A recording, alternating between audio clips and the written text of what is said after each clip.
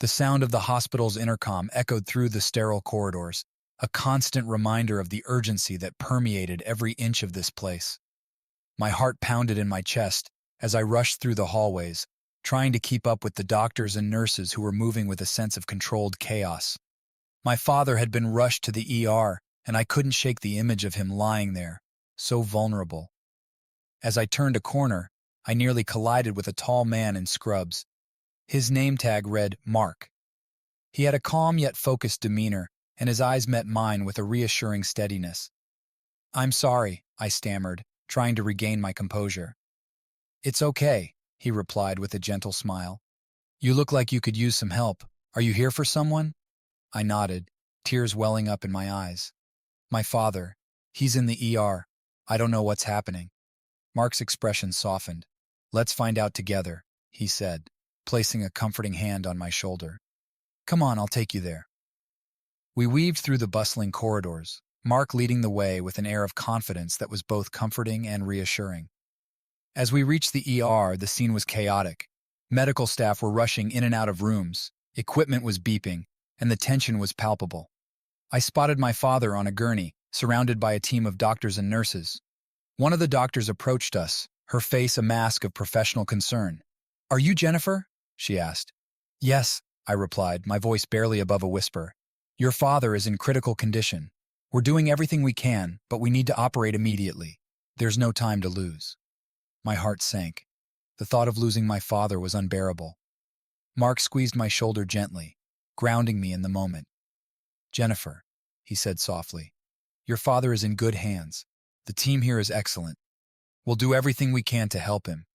I looked at Mark, grateful for his support. "Thank you," I said, my voice trembling. "I don't know what I'd do without you right now." He gave me a reassuring nod. "You're not alone. We'll get through this together."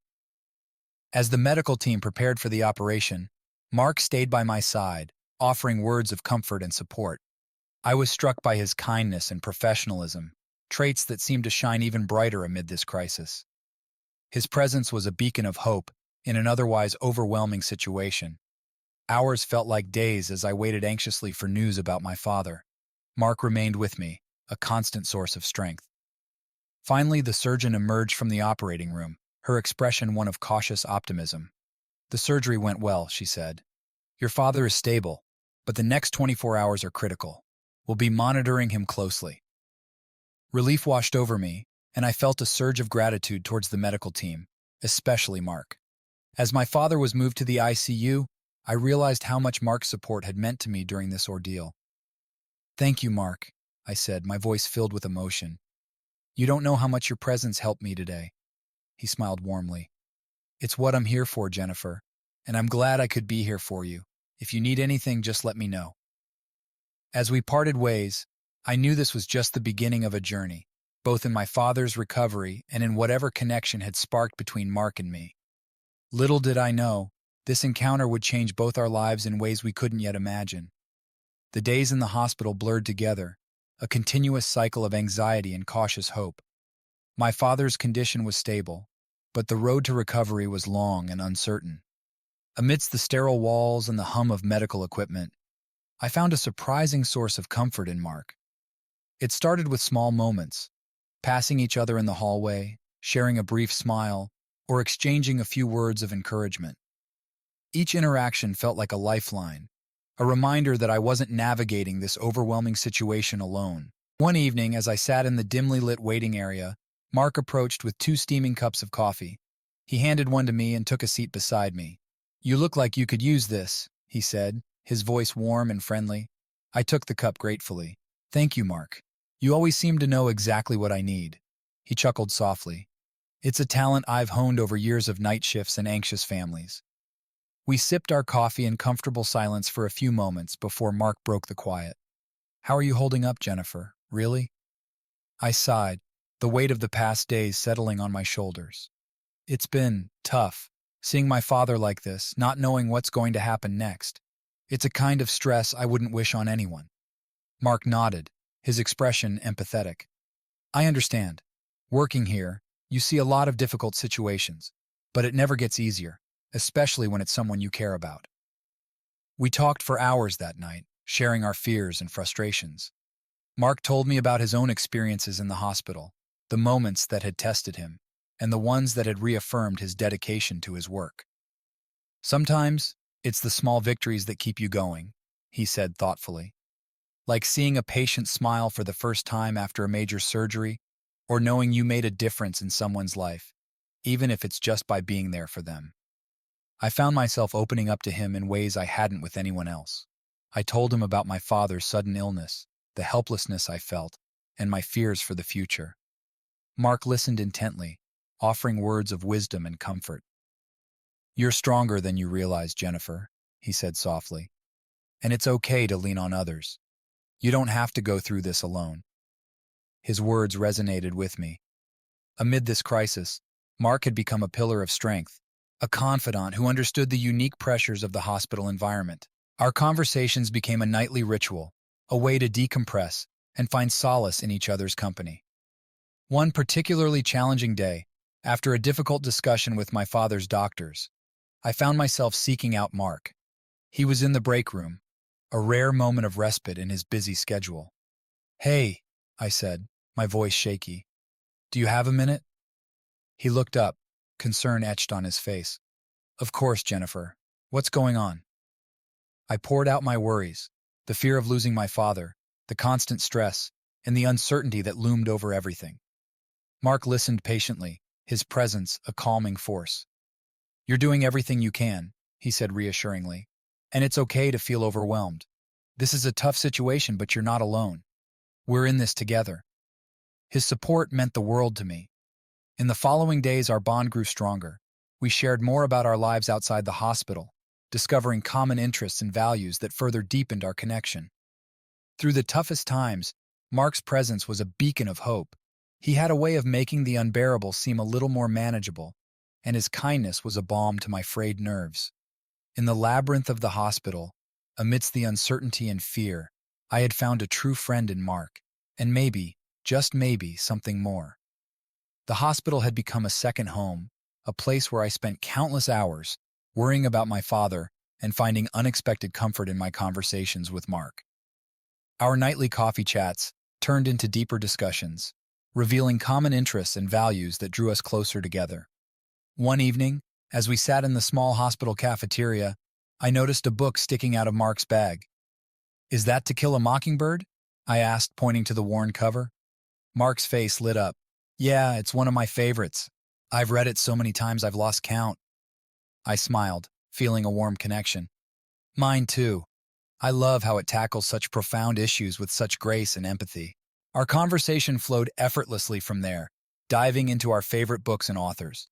We discovered a shared love for classic literature, discussing everything from Steinbeck to Hemingway. It was refreshing to talk about something beyond the stress of the hospital, and it brought a sense of normalcy to our interactions. As the days passed, we found more common ground. One afternoon, while taking a rare break outside the hospital, we talked about our hobbies. I mentioned my passion for painting, something that had always been a therapeutic outlet for me. "Painting, huh?" Mark said with genuine interest. "I've always wanted to try it, but I never seemed to find the time. I'm more into photography myself." I perked up at this. "Photography? That's amazing. I think there's something magical about capturing a moment in time. We should do an art swap someday. I'll show you some of my paintings if you show me your photos." Mark grinned. "Deal. I'd love that." Our shared interests extend beyond art and literature. We both deeply appreciated nature and often talked about our favorite hiking spots and national parks. Mark shared stories of his trips to Yosemite and the Grand Canyon, while I recounted my adventures in the Rockies. Amid the hospital's constant activity, these conversations were a breath of fresh air. They reminded us that there was life beyond the walls of the hospital, filled with beauty and passion. We also began to spend more time together in the hospital, finding ways to support each other through the daily challenges. One particularly busy day, I saw Mark juggling multiple tasks, clearly overwhelmed.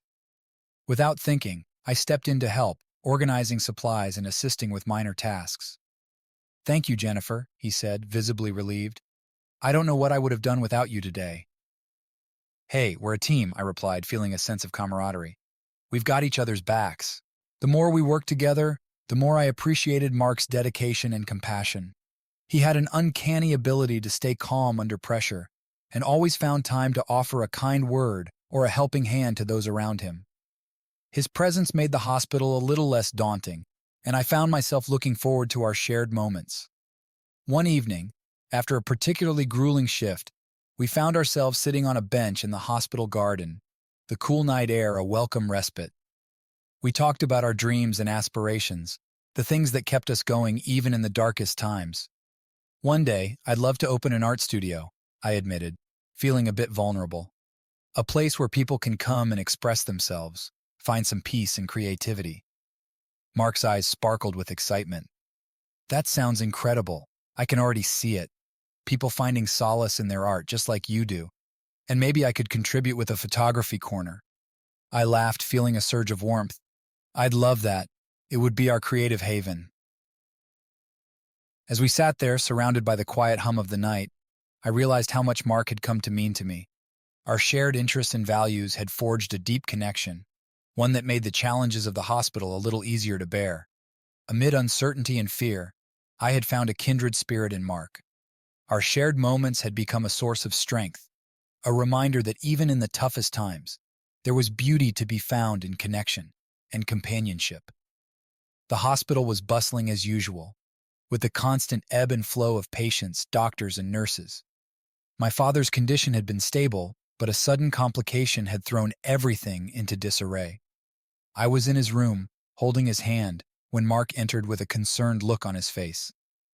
"Jennifer, we need to talk about your father's treatment plan," he said, his tone more serious than I had ever heard before. I nodded, trying to keep my anxiety in check. "What's going on, Mark?" "The doctors are considering a new approach," he explained. "They think it might improve his chances, but it's more aggressive and comes with risks." I felt a knot tighten in my stomach.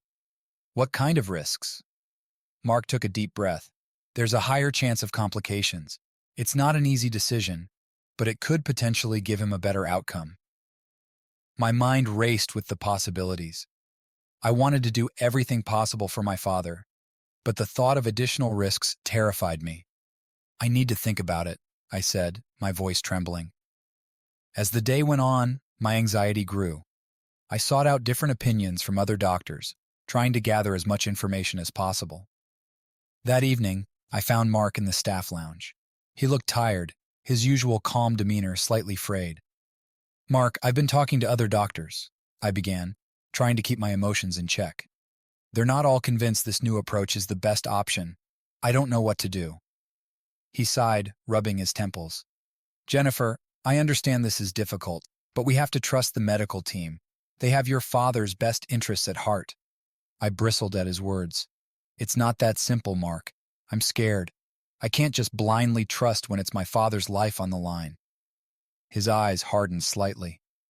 "I know you're scared, but second-guessing the doctors won't help. We need to make a decision soon." The tension between us was palpable. For the first time, we were at odds, each of us feeling the weight of our responsibilities differently. I turned away, feeling a mixture of frustration and fear. "Maybe you're right," I said quietly, "but it's my father. I need to be sure." The next day, the atmosphere between us remained strained. We barely spoke, each of us caught up in our thoughts and worries. I could sense Mark's frustration, and it only added to my stress. Later that afternoon, I was in the waiting area, staring blankly at a magazine when Mark approached. He sat down beside me, his expression softened with concern. "Jennifer, I'm sorry," he said, his voice gentle. "I didn't mean to pressure you. I just want what's best for your father and you." I looked at him, the tension in my chest easing slightly. "I know, Mark. I'm sorry too. This situation is just overwhelming." He nodded, his eyes meeting mine with understanding. "It is. And it's okay to be scared and unsure, but we're in this together. Let's talk to the doctors again, get all the information we can, and make the decision together." I felt a wave of relief wash over me. "Thank you, Mark. That means a lot." We spent the next hour discussing the treatment options with the medical team, asking questions and weighing the pros and cons. Mark stood by my side the entire time, offering support and insight. In the end, we made the decision together, choosing the approach that felt right for my father's situation. It wasn't an easy choice, but it was one we made with careful consideration and mutual support. As we left the meeting, I turned to Mark. "I'm glad we talked this through. I couldn't have done it without you." He smiled, his usual calm and reassuring presence returning. "We're a team, Jennifer, and we'll get through this together." The conflict had tested our relationship, but it had also strengthened it. We had learned to navigate our differences, finding a common ground that made us even closer. Amid the hospital's constant challenges, I knew I could rely on Mark, not just as a medical professional, but as a true friend and partner. The hospital had been our shared battleground, a place where Mark and I had forged a bond through mutual support and understanding. But as my father's condition began to improve, we found ourselves with more time to breathe, to step outside the sterile confines of the hospital and explore our relationship beyond its walls. One sunny afternoon, Mark suggested we take a break and grab lunch at a nearby cafe. I eagerly agreed, craving a change of scenery. We walked to a quaint little place with outdoor seating, fresh air, and bustling street life, a welcome contrast to the hospital's intense atmosphere. As we settled at a table, Mark smiled. "It's nice to see you outside the hospital, Jennifer. You look more relaxed already."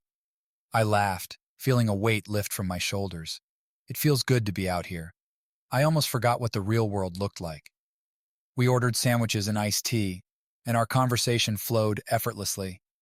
We talked about our favorite books, the latest movies, and our shared love for the outdoors. It was during this lunch that I realized how much I enjoyed Mark's company, not just as a source of support during tough times, but as someone I genuinely liked and admired. Over the next few weeks, we started spending more time together outside the hospital. One weekend, Mark invited me to join him for a hike in a nearby state park. The idea of being surrounded by nature, away from the constant beeping of monitors and the scent of antiseptic, was incredibly appealing. The morning of our hike, I met Mark at the trailhead. He was dressed in casual hiking gear, looking completely at ease. As we began our ascent, the conversation flowed naturally, the tranquility of the forest making it easy to share our thoughts and dreams. "I used to come here a lot when I needed to clear my head," Mark said, his eyes scanning the lush greenery. "There's something about nature that just helps put things into perspective." I nodded, taking in the beauty around us. "I feel the same way. All the noise and chaos fade away, and you can just breathe." We reached a scenic overlook, the view of the valley below taking my breath away. We sat on a rock, enjoying the serenity and the sense of peace that came with it. As we talked about our lives, our aspirations, and the things that made us tick, I felt our connection deepening. It wasn't just the shared interests or the support we'd offered each other in the hospital. It was the way Mark listened intently when I spoke, the way he made me laugh, and the genuine kindness he showed in everything he did. I found myself looking forward to these moments, cherishing the time we spent together. One evening, after another long day at the hospital, Mark suggested we catch a movie. We chose a lighthearted comedy, something to take our minds off the stresses of the day. Sitting in the dark theater, laughing at the silly antics on screen, I felt a warmth spreading through me. It was more than just the humor, it was the company, the shared experience, the feeling of normalcy returning to my life. As the credits rolled and we walked out into the night, Mark took my hand, his touch gentle but reassuring. "Thank you for coming with me tonight, Jennifer. I needed this." I squeezed his hand, feeling a rush of affection. "Me too, Mark. It's nice to just be together, without any worries." Our relationship continued to grow, the moments we spent together outside the hospital strengthening the bond we'd formed. We visited art galleries, sharing our thoughts on the pieces that spoke to us. We cooked dinner together, discovering a mutual love for trying new recipes. Each shared experience brought us closer, revealing new facets of our personalities and deepening our understanding of each other. Through it all, I realized how much Mark had come to mean to me. He was more than just a confidant or a partner in navigating the challenges of the hospital. He was someone I could see a future with, someone who brought joy and comfort into my life. As my father's health continued to improve, I felt a sense of gratitude for the journey that had brought Mark and me together.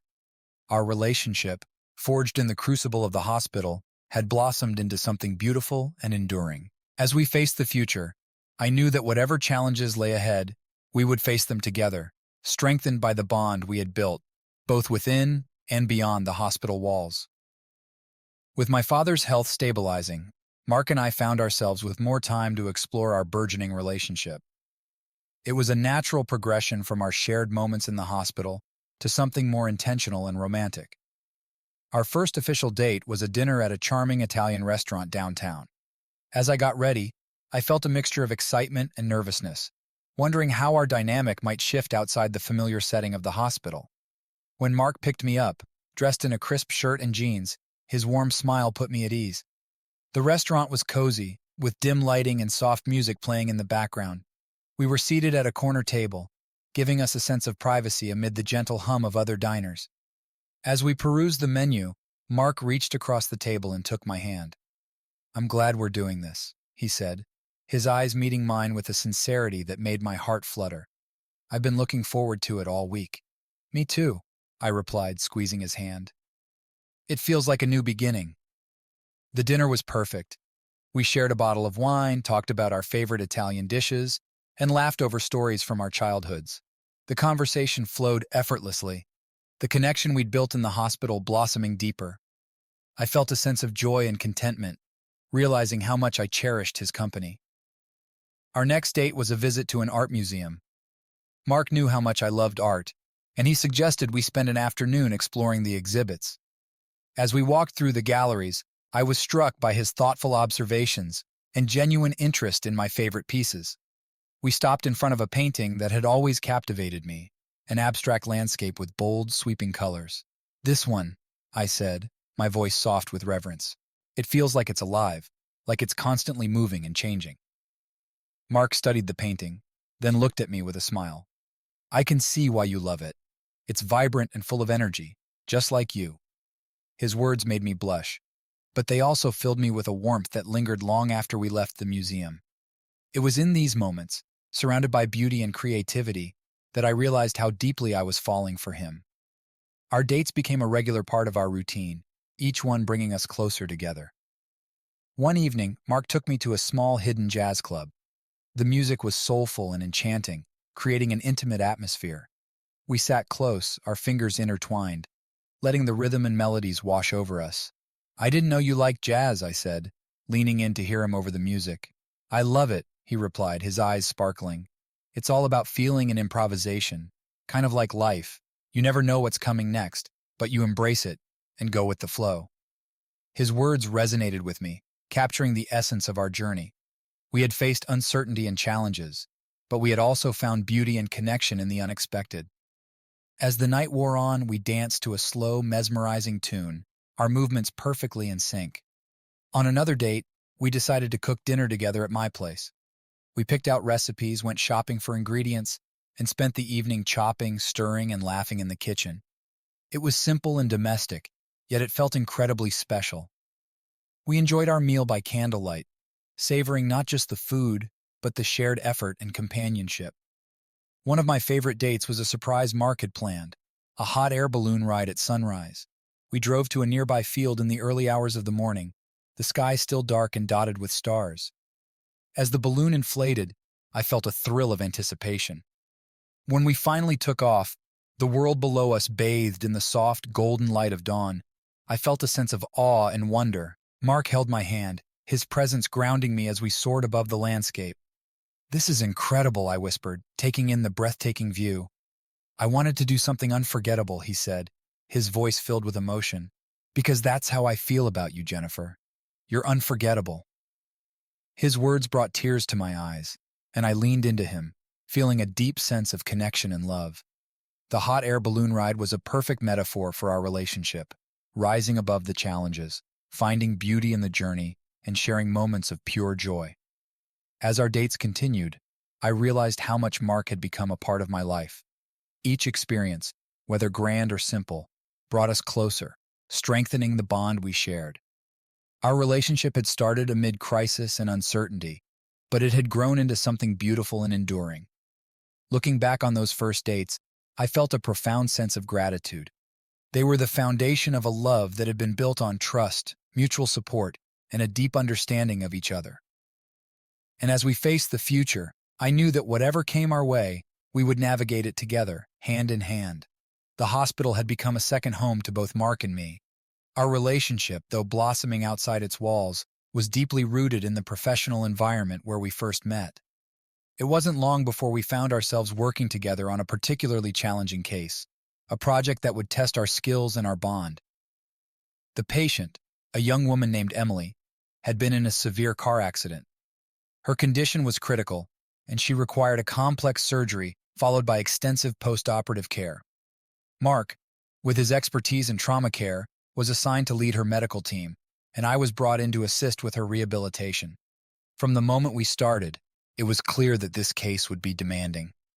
Emily's injuries were severe, and her recovery would be long and difficult. The pressure was immense, and we both knew that our relationship couldn't interfere with our professional responsibilities. Our first team meeting set the tone. Mark presented the surgical plan, detailing the steps and potential complications. As he spoke, I could see the determination in his eyes. He was completely focused, his usual warmth replaced by a steely resolve. "Jennifer, we'll need your expertise in physical therapy to start planning her rehabilitation as soon as possible," he said, looking directly at me. I nodded, feeling the weight of the responsibility. "I'll coordinate with the rest of the rehab team and get everything ready. We need to be prepared for every possible scenario." The surgery was long and grueling. I watched from the observation room, my heart pounding with every critical moment. Mark and the surgical team worked tirelessly, their precision and skill a testament to their dedication. When it was finally over, Emily was stable, but the road ahead was still uncertain. In the days that followed, Mark and I spent countless hours in the hospital, often overlapping shifts and working late into the night. We communicated constantly, updating each other on Emily's progress and discussing the best approaches to her care. Our professional partnership was seamless, a reflection of the trust and respect we had built. However, the challenges were relentless. Emily's condition fluctuated, and there were moments of despair when it seemed like all our efforts were in vain. One particularly tough night, after a sudden complication, I found Mark in the break room, his head in his hands. "Mark, are you okay?" I asked, placing a hand on his shoulder. He looked up, his eyes filled with fatigue and frustration. "I just don't know if we're doing enough, Jennifer. She's so young, and it feels like we're constantly fighting an uphill battle." I sat down beside him, trying to offer some comfort. "We're doing everything we can, and we're in this together. We'll get through it." He sighed, his expression softening slightly. "Thank you. I don't know what I'd do without you here." Our support for each other was unwavering, but the stress took its toll. We had our share of disagreements, particularly when it came to treatment decisions. One afternoon, during a particularly heated discussion about Emily's rehab schedule, our professional composure cracked. "I think she needs more time before we push her with these exercises," I argued, my voice rising. "And I believe that starting sooner will give her a better chance at a full recovery," Mark countered, his tone equally firm.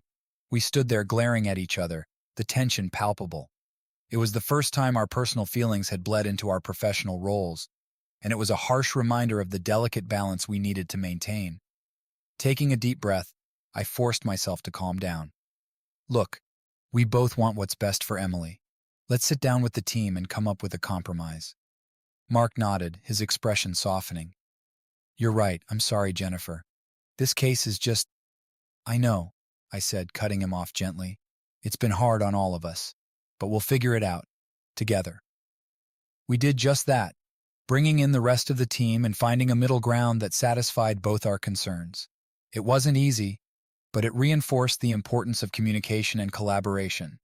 As weeks turned into months, Emily's condition slowly improved. Her resilience was inspiring, and seeing her progress was incredibly rewarding. Through it all, Mark and I grew even closer, our professional partnership strengthening our bond. One evening, as we walked out of the hospital together after a particularly good day for Emily, Mark stopped and turned to me. "You've been amazing through all of this, Jennifer. I couldn't have done it without you." I smiled, feeling a surge of affection and pride. "We make a pretty good team, don't we?"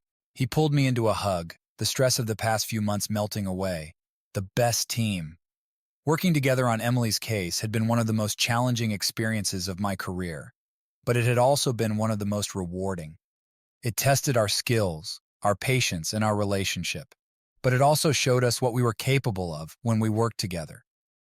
As we continued to navigate the complexities of our professional and personal lives, I knew that whatever challenges lay ahead, we would face them side by side, stronger and more connected than ever before. As Emily's condition continued to improve, the intensity of our work at the hospital began to taper off, allowing Mark and me more time to reflect on our personal lives. Our relationship had deepened significantly, and it was clear that we both saw a future together. It was time to start discussing what that future might look like. One evening, after a particularly fulfilling day at the hospital, Mark and I decided to unwind with a quiet dinner at my apartment. We cooked together, enjoying the simplicity of the routine we had developed. As we sat down to eat, the conversation naturally drifted towards our plans and dreams. "Jennifer," Mark began, his tone serious but gentle, "have you thought about what comes next for us? I mean, beyond the hospital and our current routine." I looked at him, feeling a mixture of excitement and nervousness. "I have. I've been thinking a lot about us and where we're headed. I love what we have, and I can see it growing into something even more meaningful." He nodded, a smile playing on his lips. "I feel the same way. I've been thinking about us too, and I can't imagine my life without you in it." We paused, savoring the moment and the weight of our words. It was a conversation we both knew was coming, and it felt right to finally address it. "I've been considering the idea of us moving in together," Mark said, his eyes searching mine for a reaction. "I know it's a big step, but it feels like the natural next step for us." The idea filled me with a warm sense of anticipation. "I've thought about that too," I admitted. "I think it would be wonderful. We already spend so much time together, and it would be nice to share a home, to build a life together in a more permanent way." Mark reached across the table and took my hand, his touch reassuring. "I'm glad you feel that way. We'll need to figure out the logistics, of course, finding a place that works for both of us, balancing our schedules, all of that. But I'm confident we can make it work." We spent the rest of the evening discussing the details.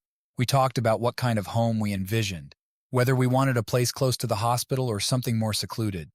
We even joked about our decorating preferences, discovering that we both loved a blend of modern and cozy styles.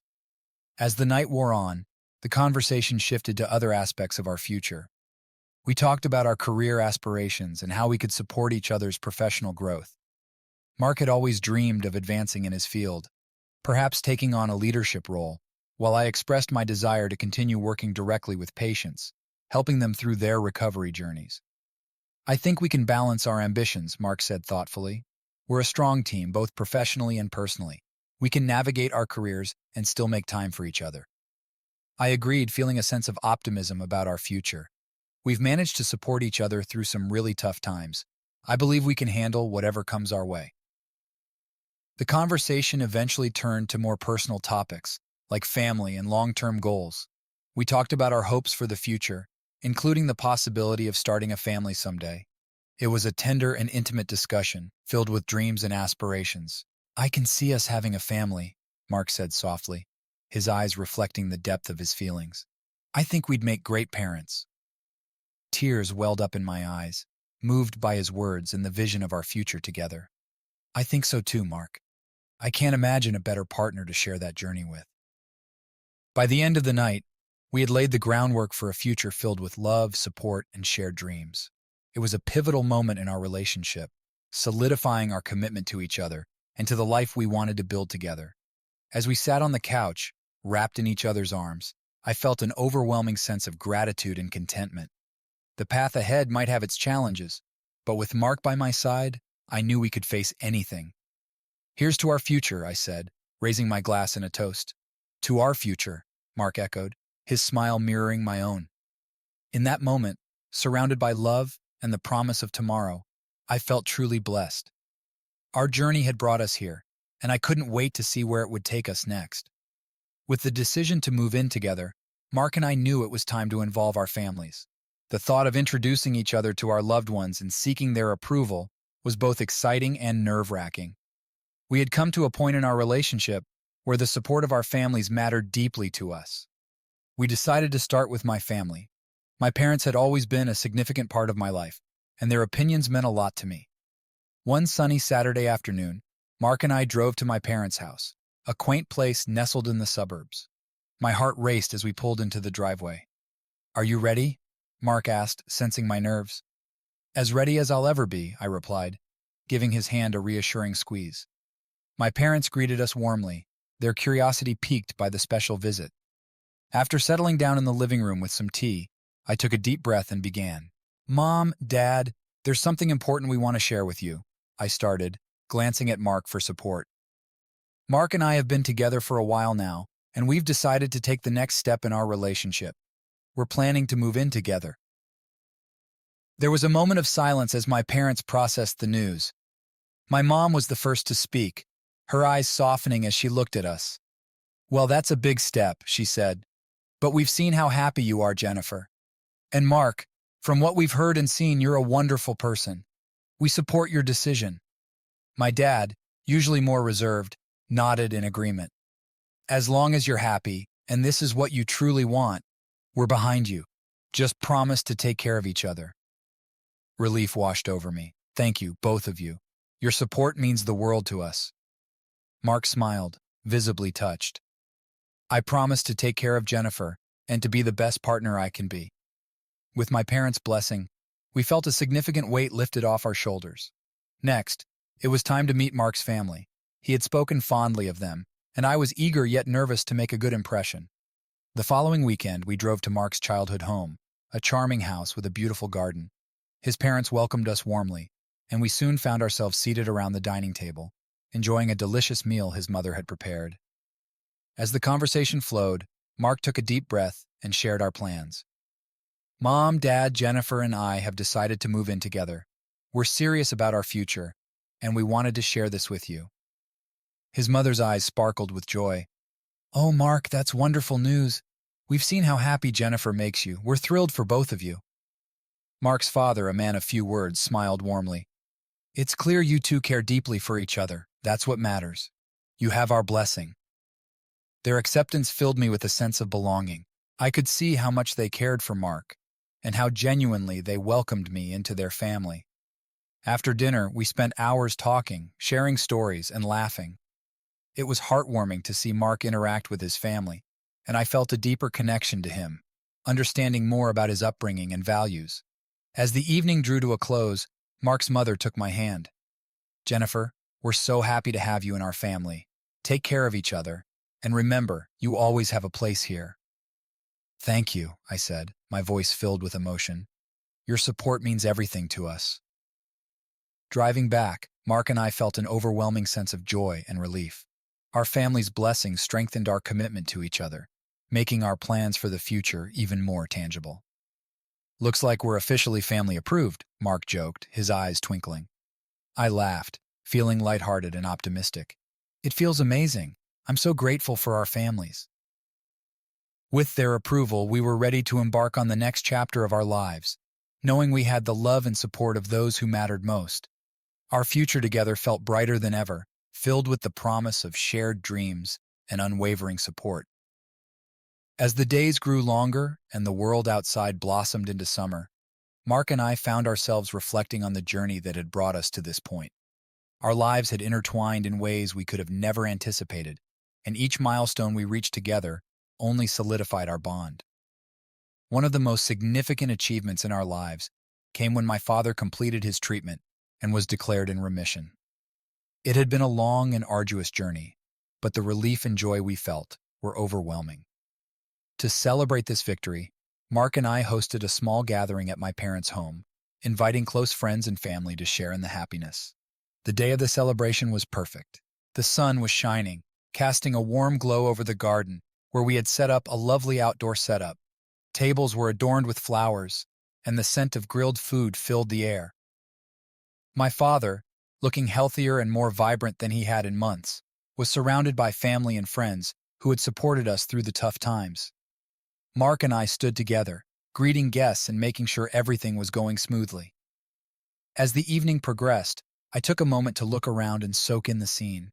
My father was laughing with friends, my mother was beaming with pride, and Mark was by my side, his presence a comforting constant. After dinner, as we gathered for a toast, I took the microphone, feeling a mix of gratitude and joy. I want to thank everyone for being here and for all the support you've given us, I began.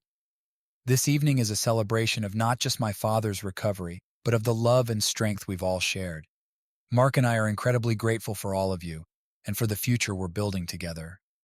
Mark squeezed my hand, and I could see the pride in his eyes. Jennifer and I have faced many challenges, but we've always had each other in our families. This night is a testament to our journey and to the bright future we're looking forward to. The applause and cheers that followed were a reminder of how much love and support we had in our lives. As the evening drew to a close, Mark and I shared a quiet moment on the porch, watching the stars come out. Tonight was perfect, Mark said, wrapping his arm around me. It was, I agreed, leaning into him. It feels like everything has come together, and we're finally stepping into a new chapter. Mark nodded, his gaze thoughtful. It's been quite a journey, hasn't it? But we've made it through stronger than ever. We stood there, enjoying the peace and the sense of accomplishment that filled the night. Our relationship had weathered many storms, but it had also been enriched by our shared experiences and victories. As we prepared to move into our new home together, I felt a deep sense of contentment. The house we had chosen was a perfect blend of our styles and dreams, a place where we could build our life together, surrounded by warmth and love. Our new home was more than just a place to live. It was a symbol of our commitment and the future we were creating. Every room held a piece of our journey, from the cozy living room where we'd spend quiet evenings together, to the kitchen where we'd cook and share meals. Settling into our new routine, Mark and I found joy in the everyday moments. We supported each other's careers, celebrated our small victories, and navigated life's challenges with a sense of unity and partnership.